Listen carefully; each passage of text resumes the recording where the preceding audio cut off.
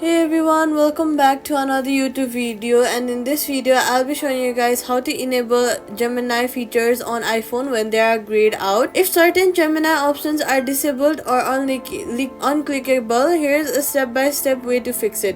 Step number 1, check your Google account eligibility. Open the Gemini app, tap your profile and make sure you're using a supported Google account. Some workspace or restricted accounts may block Gemini features. If that's the case, switch to personal Gmail account.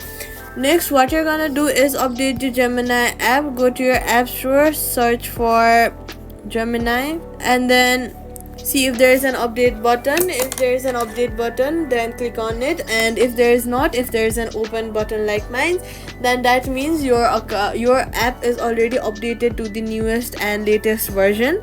Next, what you're gonna do is turn on enable permissions. Go to settings, go to Gemini and make sure the background app refresh is turned on, and go to search bar and then search for cellular and then show all. Then see if you have toggled the option for Google Gemini. And next, what you're gonna do is check your region and language settings. Some Gemini features are only supported in countries or languages, so go to your settings, go to general, go to language and region, and then make sure you're set to a supported region. Then restart the app. Privacy tip: only change account or region settings through official Apple and Google menus. Avoid using VPNs or unofficial tools to unlock features. It can trigger account security issues.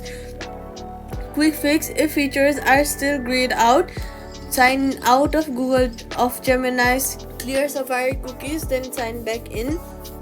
This refreshes your session and often unlocks grayed out options. And that's it. Subscribe for more quick and easy tech